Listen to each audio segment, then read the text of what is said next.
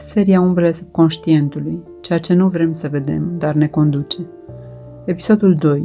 Rușine. Rana tăcută care ne face să ne ascundem.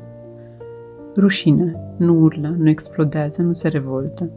Ea se așează în tăcere, în oase și începe să apese. Este rana care ne face să ne simțim greșiți, nu pentru ce am făcut, ci pentru cine suntem. Este vocea care ne spune în cele mai intime momente: nu ești demn, nu meriți, nu ești suficient.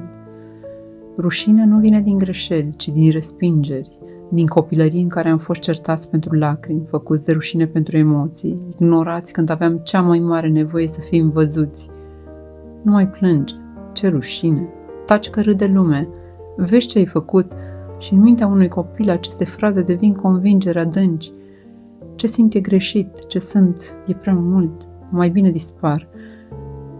Rușinea se așează în gesturi mici, în ezitările de a spune ce gândim, în refuzul de a cere ce avem nevoie, în zâmbetele false pe care le purtăm când înăuntru totul doare. Este rana care ne rupe de noi înșine și ne transformă în versiuni construite pentru a fi acceptate, dar nu iubite, nu cunoscute, nu atinse în esență. Rușinea e moștenire, e colectivă, o ducem din generație în generație, fără să o întrebăm ce vrea de la noi, fără să-i cerem adevărul.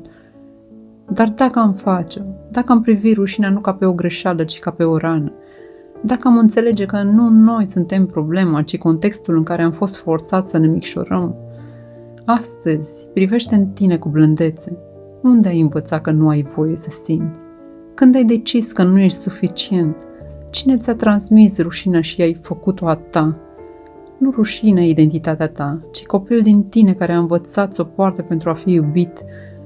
Și azi e momentul să-i spui: nu trebuie să te mai ascunzi, te văd, te aud, te accept.